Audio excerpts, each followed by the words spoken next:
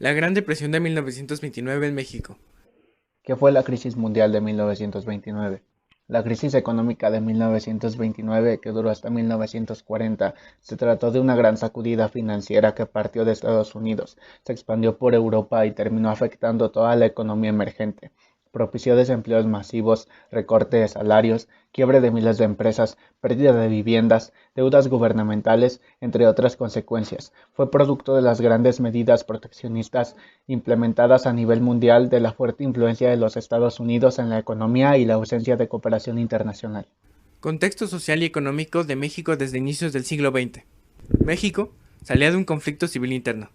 La Revolución Mexicana de 1910 había pasado por un momento de desequilibrio político, económico y social. Más tarde, con la terminación de la revolución y la búsqueda de una vía política encaminada a las leyes constitucionalistas y la institucionalización de las diferentes posturas políticas dentro del país, como vías para la restauración de una nación con un orden político y un cese a los movimientos armados de levantamiento. Todo esto trajo diferentes movilidades tanto dentro de la economía exterior del país como en la economía interna. Dentro de la década de los años 30, con la llegada de Lázaro Cárdenas a la presidencia de México y la culminación del periodo del Maximato, se comenzó una serie de proyectos de restauración de la nación. Desafortunadamente, México aún era sumamente dependiente de las diferentes actividades económicas con influencia de los Estados Unidos. Para 1927, la economía se había estancado, la guerra cristera estaba en pleno apogeo y el gobierno enfrentaba un déficit y conflictos en torno al petróleo. El anticlericalismo y en Centroamérica amargaron las relaciones entre México y Estados Unidos.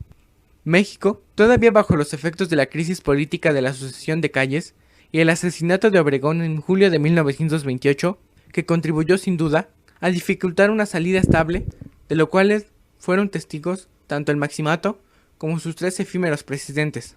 La argamasa del Estado posrevolucionario todavía estaba fresca, y los ordenamientos jurídicos e institucionales, entre ellos el PNR, como virtual partido único y partido Estado, no estaban consolidados y probados por la experiencia.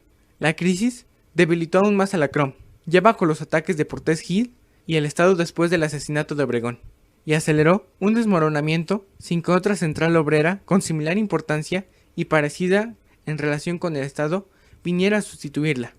El gobierno pudo combinar los efectos de la crisis política con los de la crisis económica, para debilitar los lazos que ataban al Estado con los dirigentes sindicales de la CROM, y para acentuar los rasgos de la autonomía relativa en el Estado.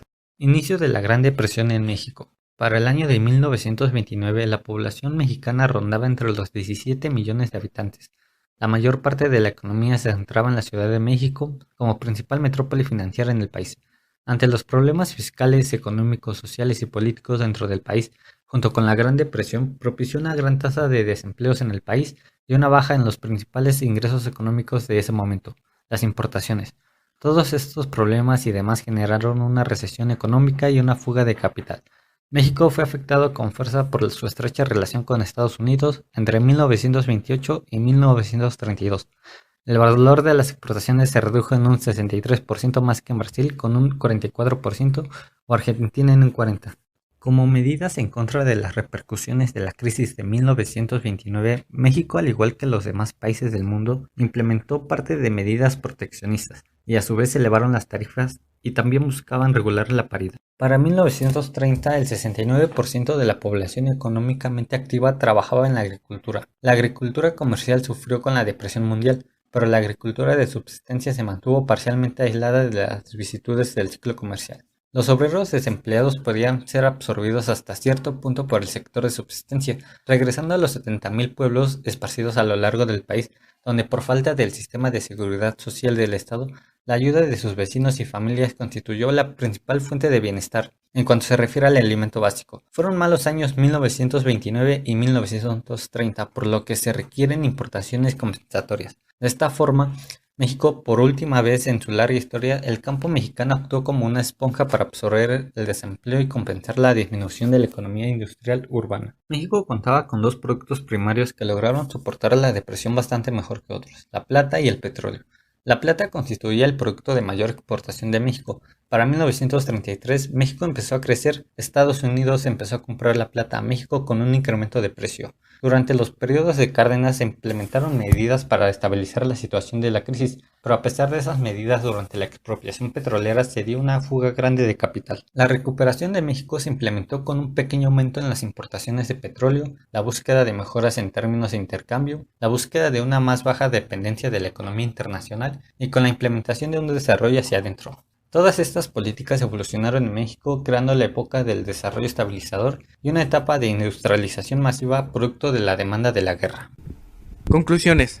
Entre las consecuencias más notables de la crisis de 1929 en México están: un aumento en los niveles de desigualdad social en el país, caída en los salarios, una baja en el Producto Interno Bruto, aumento en las tasas de desempleo, descenso en los precios de materia prima, constante devaluación de la moneda mexicana, y la repatriación forzada de miles de mexicanos que habitaban en Estados Unidos.